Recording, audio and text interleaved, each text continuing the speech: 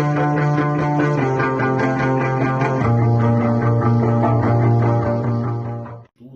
primeira lição, na verdade, ela está baseada no encontro de João Batista com Jesus.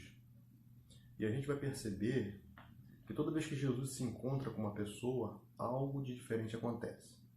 A pessoa ela nunca consegue sair de um encontro com Jesus da mesma forma que ela entrou nesse encontro. Então a gente vai ver algumas coisas muito interessantes. Eu peço que vocês prestem atenção, porque eu preparei esse material com bastante carinho, para que a gente possa se aprofundar um pouco mais no Evangelho de João, nessa passagem específica, onde João Batista se encontra com Jesus, para podermos ampliar os nossos conhecimentos e assim passarmos esses conhecimentos a outras pessoas. Isso é muito importante. Então, sem mais demora, vamos para o texto. O texto se encontra em João capítulo 1, do verso 19 ao 34. O texto ele diz o seguinte. Na verdade, antes de nós entrarmos no texto propriamente dito, eu queria fazer uma pequena introdução para mostrar para vocês qual era o contexto, qual era o ambiente do Evangelho de João. Bom, João foi o quarto evangelho a ser escrito. Ele foi escrito por volta de do ano 85 a 90 depois de Cristo. Esse evangelho tem por autor o apóstolo João, que é o mais aceitável, que é o apóstolo João, que escreveu esse evangelho. Ele foi escrito na cidade de Éfeso, na Ásia Menor. E tem um propósito. O propósito desse evangelho é apresentar os milagres de Cristo, que Cristo realizou, para que as pessoas creiam nele como Filho de Deus. Então, o propósito fundamental desse livro, de um modo geral, é apresentar os sinais e milagres de Cristo para que as pessoas creiam em Cristo como Filho de Deus, em Jesus Cristo como aquele prometido que viria e salvaria a humanidade dos seus pecados. Bom, dito essas palavras, agora nós vamos para o texto e, através dele, tirar algumas lições para as nossas vidas. Vamos lá, João 1, verso 19 ao 34. E a gente vai ler versículo por versículo e vamos tentar responder as questões uma a uma. Tá bom? Vamos tentar fazer assim. Esse foi o testemunho de João, quando os judeus de Jerusalém enviaram sacerdotes e levitas para lhe perguntarem quem ele era. Está no versículo 19. A minha versão, irmãos, é a versão NVI, é a nova versão internacional. Então pode ser que destoie um pouquinho algumas palavras, mas o sentido é o mesmo. Então, João, o texto começa dizendo que João foi dar testemunho. Ele deu esse testemunho porque foi interrogado por outras pessoas. Então, a primeira pergunta é: os judeus enviaram de Jerusalém algumas pessoas para falarem com João Batista. O que eles queriam saber? Então a resposta era: quem era João Batista? Eles queriam saber quem era João Batista. João Batista, quem é esse camarada que começou a pregar no deserto, que começou a batizar as pessoas sem o nosso consentimento? Lembrando os irmãos que existia naquela época, um grupo de sacerdotes, de religiosos, vamos colocar nesses termos, que tinham as suas sinagogas e pregavam nas sinagogas, ensinavam o povo na sinagoga. Portanto, aparece um camarada pregando no deserto, sozinho. Quem é esse camarada? Vai lá, interroga e vê quem ele é. Então, perguntaram a ele: João Batista, quem você é? O texto continua dizendo o seguinte: ele confessou e não negou. Declarou-lhe abertamente: não sou o Cristo. A segunda pergunta relacionada a esse versículo pergunta o seguinte: o que João Batista respondeu àquelas pessoas? Então, a resposta é: não sou o Cristo. E nessa resposta, irmãos, há um ensinamento, há uma aplicação muito interessante para as nossas vidas hoje, porque a aplicação é você pegar o que o texto está dizendo e aplicar na sua vida atual. O que isso vai fazer diferença na minha vida? Então, João Batista, ele respondeu: não sou o Cristo. Isso demonstra, irmãos, uma pessoa honesta. Uma pessoa que tinha a verdade como cerne da sua vida. Ou seja, ele não quis a glória para si. Ele poderia, né, se achar, dizer que era alguém, mas na verdade ele entendeu que ele precisava fazer a verdade, porque ele tinha um plano a cumprir. E ele não podia mentir. Então, o que fica para nós nós precisamos falar a verdade. Nós não podemos nos passar por outra pessoa. Né? Quantas e quantas pessoas por aí tentando ludibriar a verdade, tentar falar algo que não é uma realidade, para enganar, para mentir, para criar alguma situação para outras pessoas. Então, esse texto, esse versículo, me ensina que a gente precisa ser honesto. Honesto naquilo que a gente faz e honesto naquilo que a gente fala. É preciso honestidade. João Batista foi um camarada assim, que não queria chamar atenção para si, mas ele falou somente a verdade. O texto prossegue no versículo 21, dizendo o seguinte: perguntaram-lhe então: quem é você? É Elias? Ele disse: não sou. É o profeta? Ele respondeu: não. Bom, aquelas pessoas que estavam sendo enviadas para perguntar, estavam insistindo, né? Era uma pergunta insistente. Ou seja, enquanto João Batista não desse a resposta, eles não estavam dispostos a ir embora.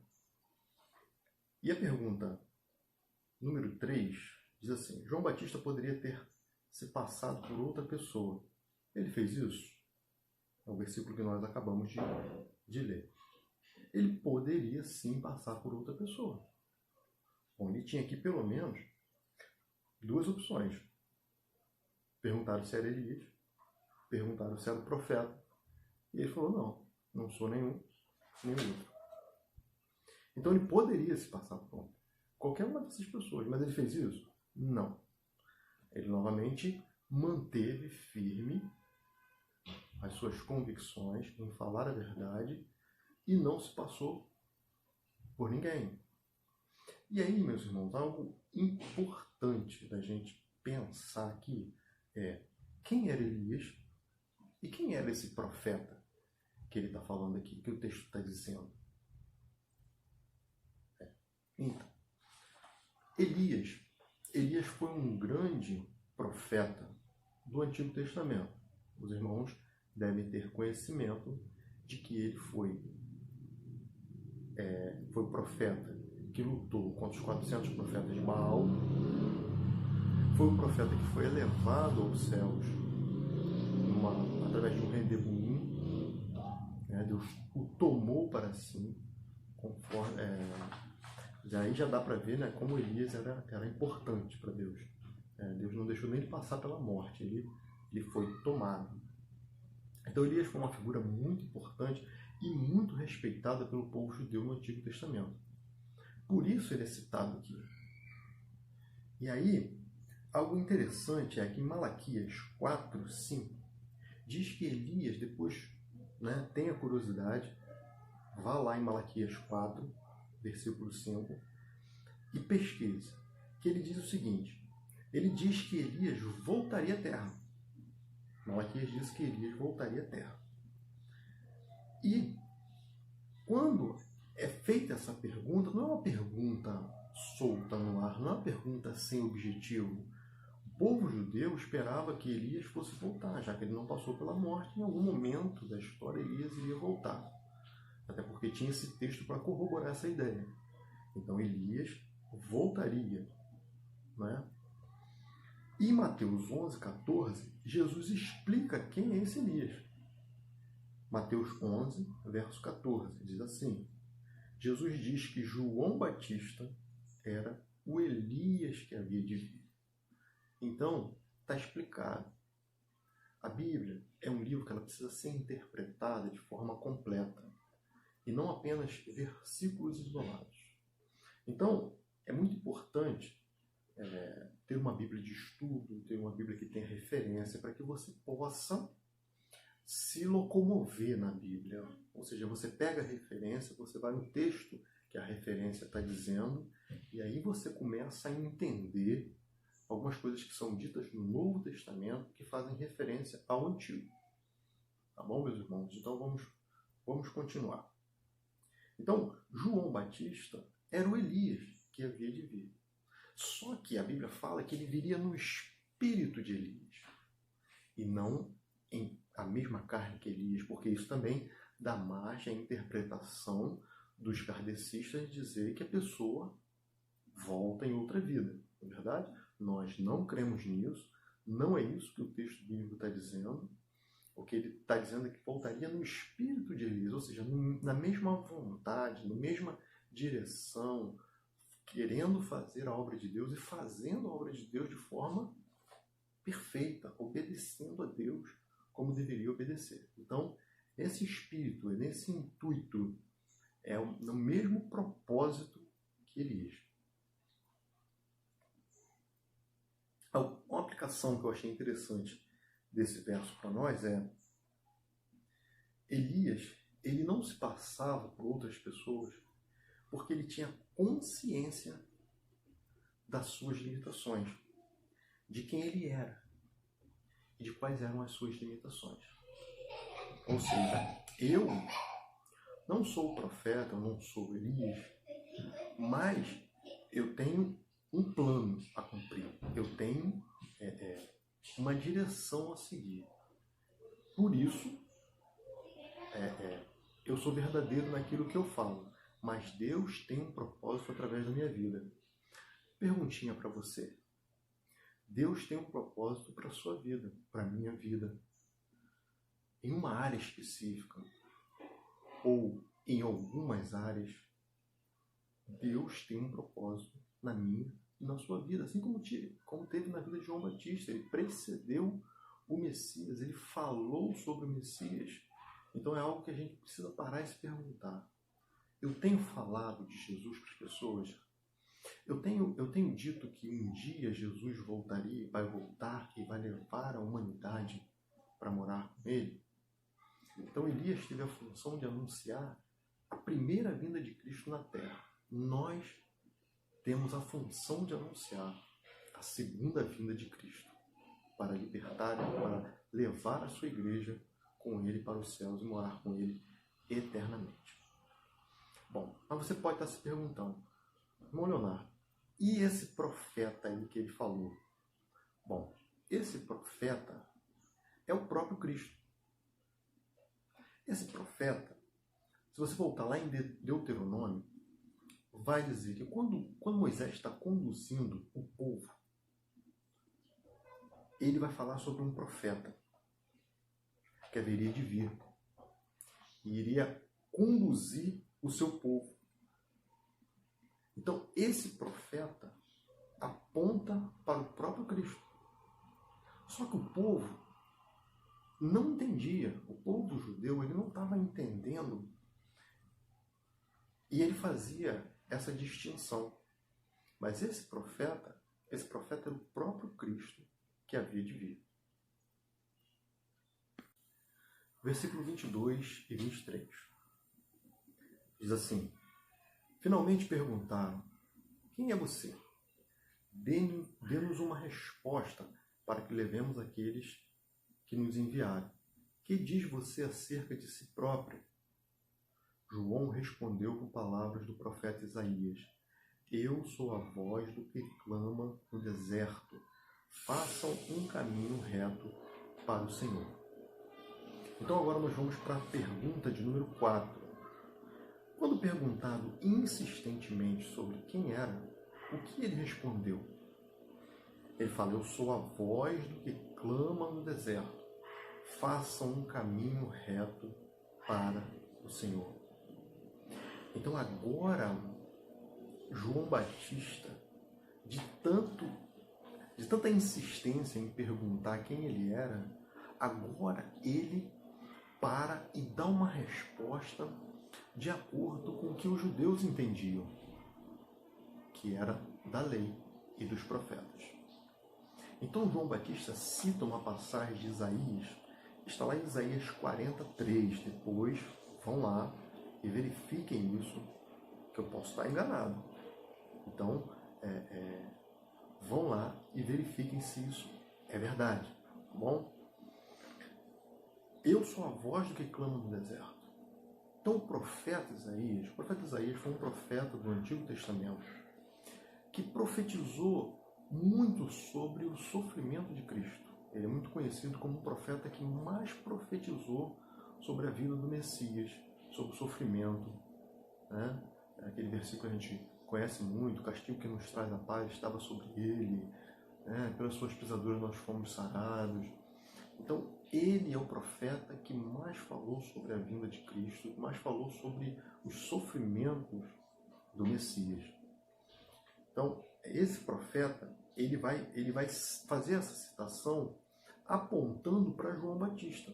Ou seja, João Batista seria o precursor, seria aquele que viria endireitar o caminho do Senhor, seria aquele que viria preparar o caminho, né? Ou seja, algumas versões dizem aplainar, né? Deixar um caminho mais suave, um caminho aonde a pessoa possa passar sem muitas dificuldades.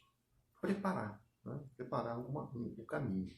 Então, já estava predito, como a Bíblia ela se completa, já estava predito que Jesus viria. E para isso, até o camarada que iria preparar o caminho, que era João Batista, também já estava anunciado. Então, irmãos,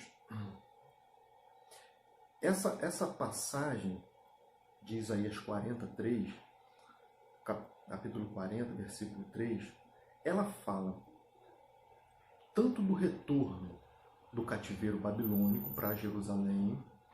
Eu quero lembrar rapidamente que em um período da história, o povo de Israel foi preso pelo rei Nabucodonosor e foi levado cativo, foi levado preso para a Babilônia.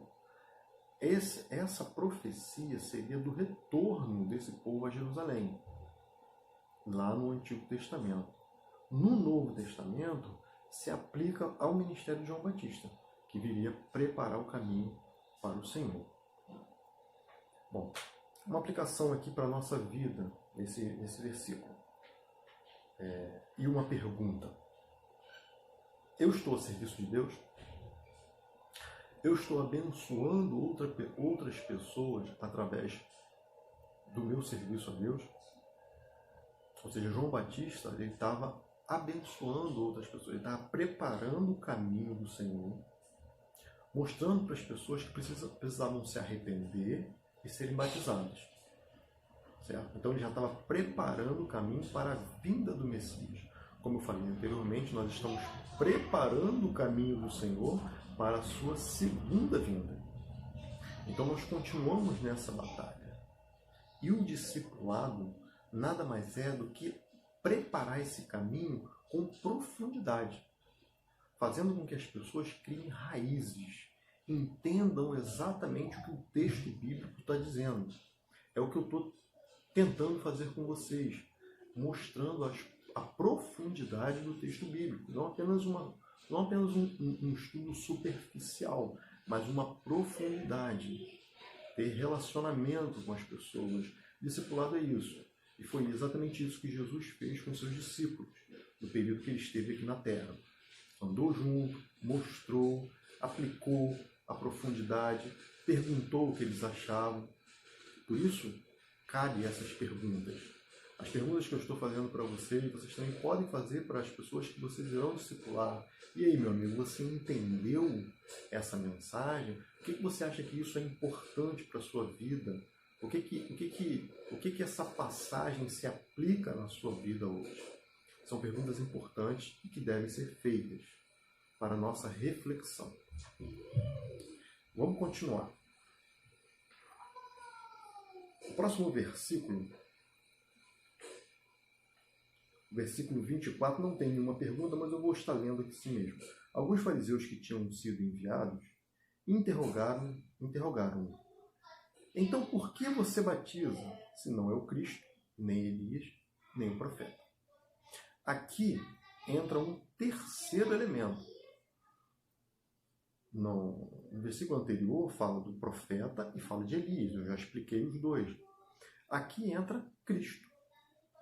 Né? Cristo. Bom, ele está relacionado à sexta pergunta, que diz o seguinte.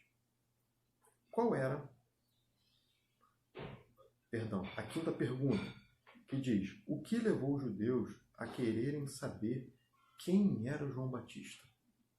Né? A resposta é porque ele estava batizando. Então ele estava batizando as pessoas. Não só por isso, porque ele estava ganhando multidões. Muitas pessoas foram atrás, foram ao Rio Jordão para serem batizados por João Batista.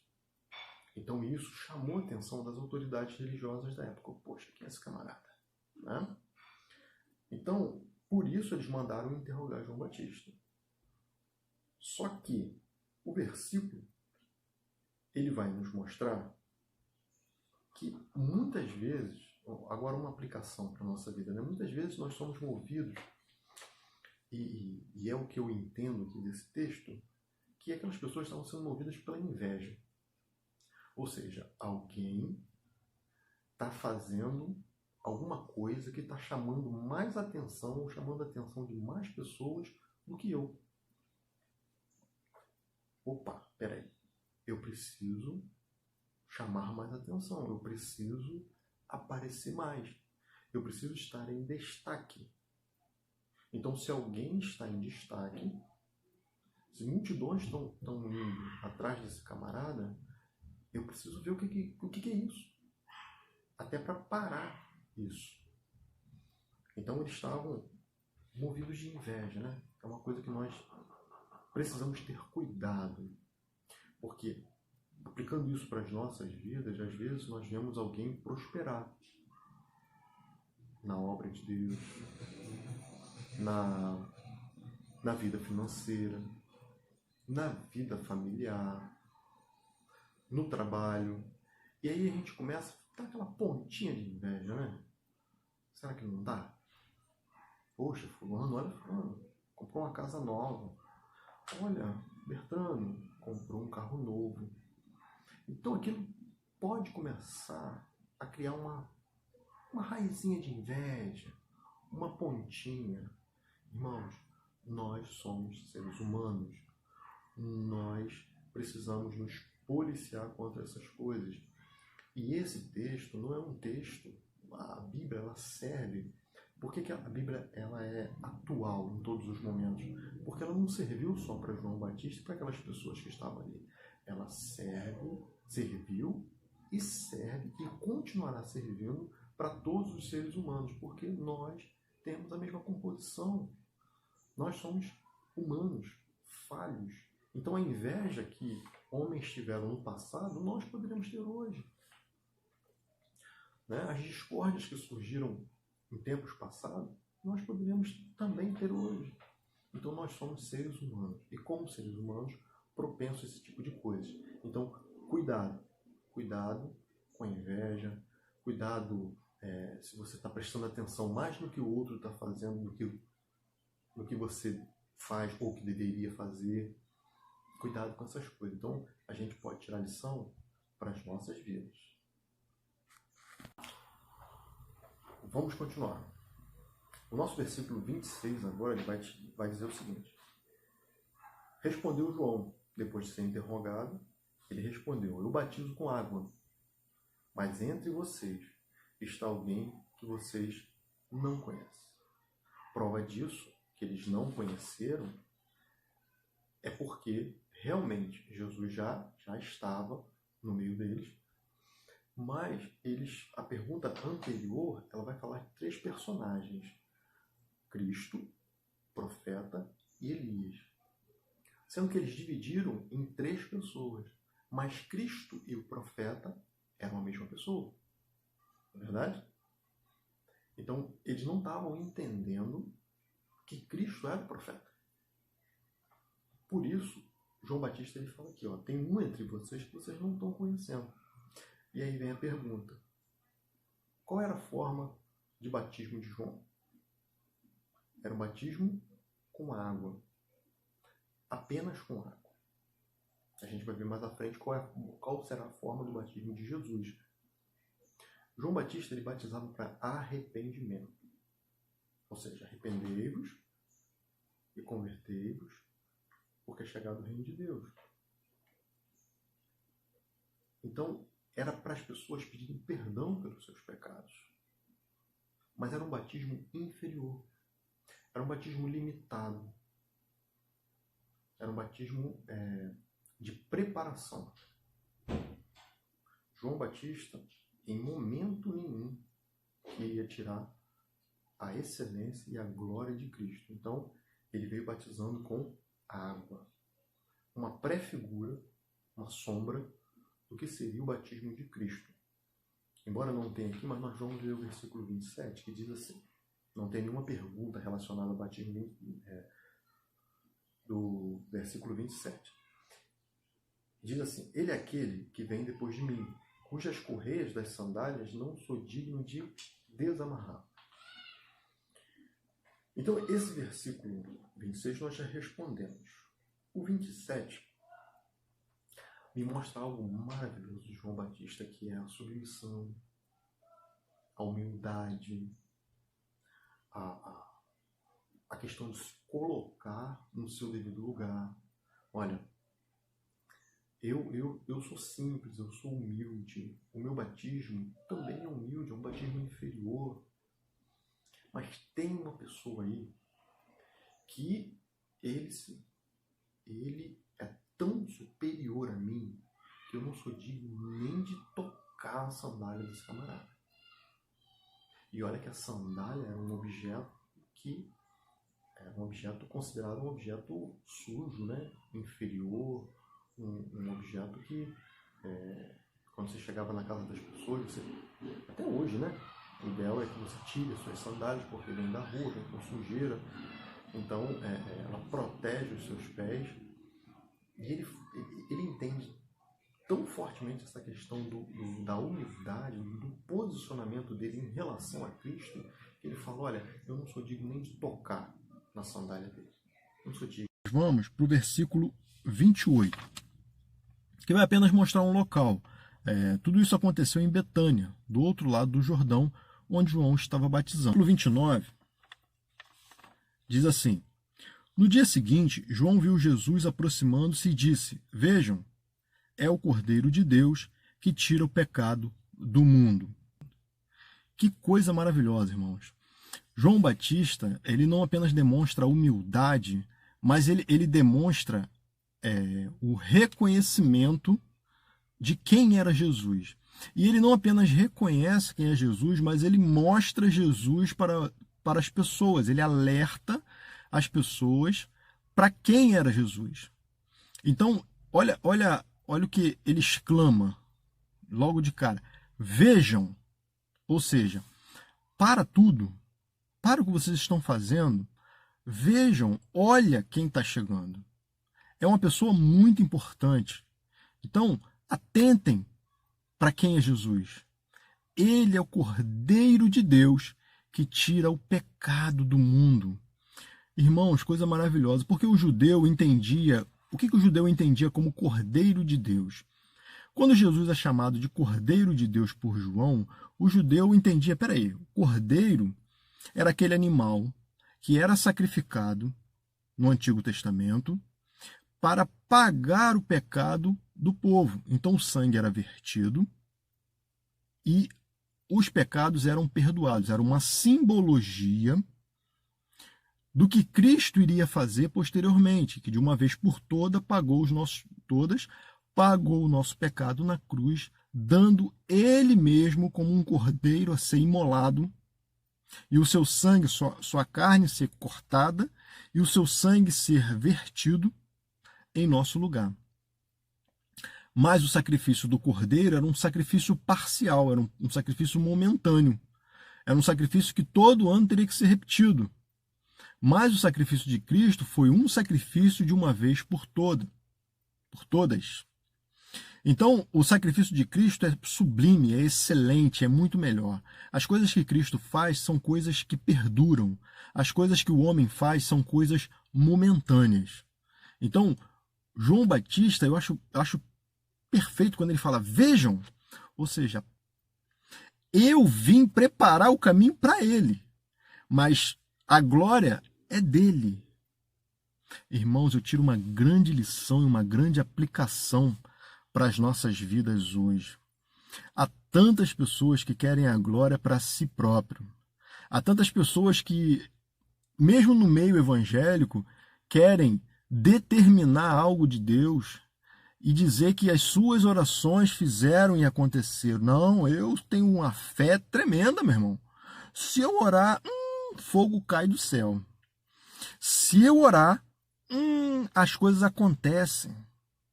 Porque eu e eu. Então, veja que João Batista tira o eu e coloca Jesus no lugar. E muitas vezes a gente tira Jesus e coloca o eu no lugar. Não, se eu não estiver lá para louvar, para cantar aquela música, não vai sair direito. Então tem que ser eu. Eu tenho que fazer. João Batista aponta para o Jesus, dando glória a Jesus e não aquilo que ele fazia. Porque o que ele fazia era muito inferior ao que Jesus fazia.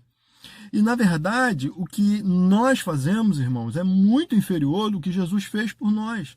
Nada que você faça, nada que eu faça, vai chegar aos pés daquilo que Cristo fez por nós. Não dá para comparar. Então, por isso, tudo que nós fazemos, a glória tem que ser para Ele, tem que ser dele. Porque para Ele, por Ele, através dele, são todas as coisas.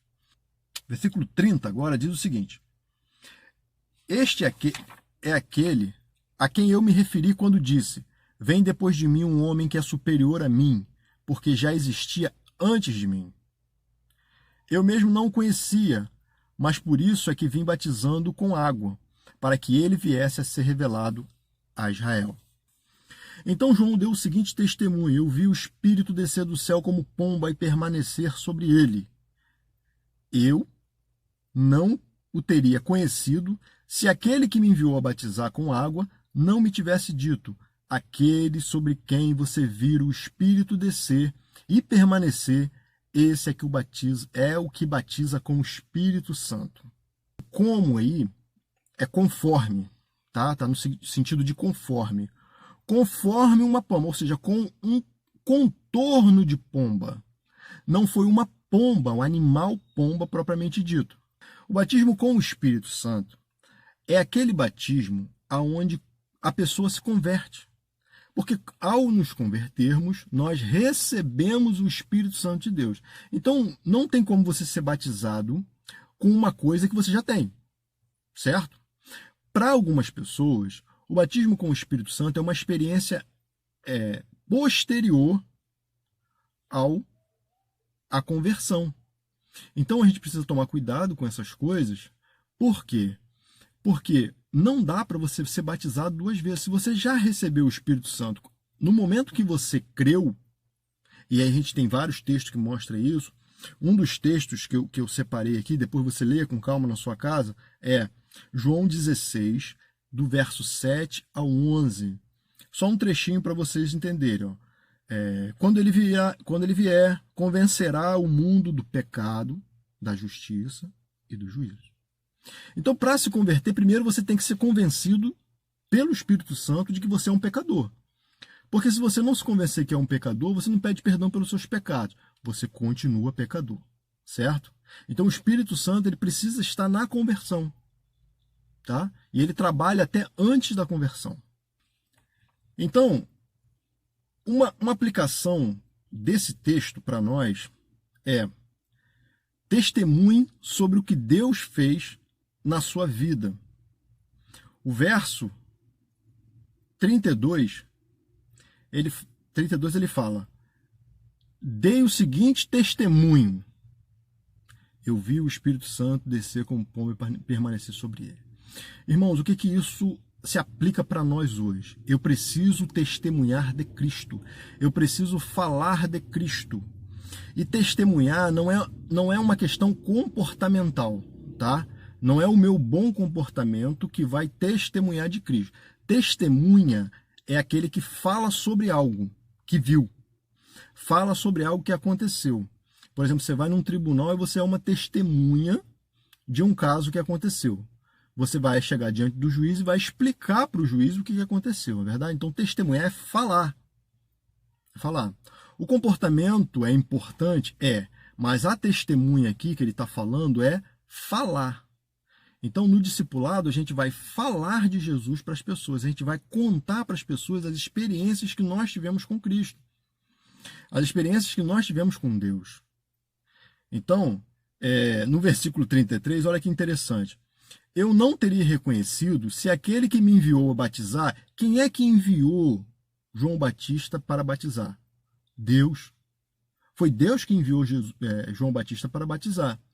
Então, se aquele que me enviou para batizar com água não me tivesse dito, ou seja, anteriormente, Deus já tinha falado para João Batista o seguinte, olha, quando acontecer isso, você tem certeza que é Jesus Cristo, que é meu filho. Então, é muito interessante porque ele, além de falar o que ele viu, ele fala que Deus previamente já tinha avisado ele do que iria acontecer. Ou seja, ele engrandece cada vez mais a Deus.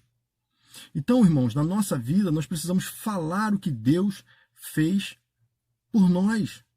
Todos nós temos um testemunho prático.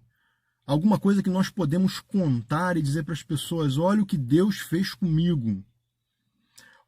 Olha como Deus me ajudou, olha como Deus me tirou da situação A para a situação B. Né? Todos nós temos um testemunho, temos algo para falar para as pessoas. E isso, com certeza, vai impactar a vida dos nossos ouvintes. Este é o Filho de Deus. Ou seja, eu testifico, eu tenho certeza, eu afirmo, eu não tenho dúvida alguma de que este é o Filho de Deus. Irmãos, coisa maravilhosa é ter convicção na pregação. Você sendo um discipulador convicto da palavra de Deus, as pessoas vão parar para ouvir você. Porque vão dizer assim, olha, aí está um homem de Deus. Aí está uma pessoa que conhece aquilo que está falando. Convicção, certeza. Dizer, não, é assim sim, porque a Bíblia nos diz isso, isso, isso. Mas para você ter convicção, você tem que conhecer. Você tem que ter relacionamento com Deus. Você tem que entender a palavra de Deus. E por isso, irmãos, nós estamos aqui. Porque não conseguimos entender toda a palavra de Deus. Mas a gente precisa caminhar juntos para que um ajude o outro. Então, a gente pode estar compartilhando sobre aquilo que a gente já viveu e viu. Mas todos nós precisamos ter experiências com o Senhor. E todos nós, através dessas experiências, reafirmamos mais a nossa fé em Deus. E assim podemos testemunhar com certeza, com convicção, para que as pessoas também aceitem isso. Olhem para nós e digam, puxa, caramba, ele fala com tanta convicção. A mesma convicção que os apóstolos tiveram e morreram sem negar a sua fé.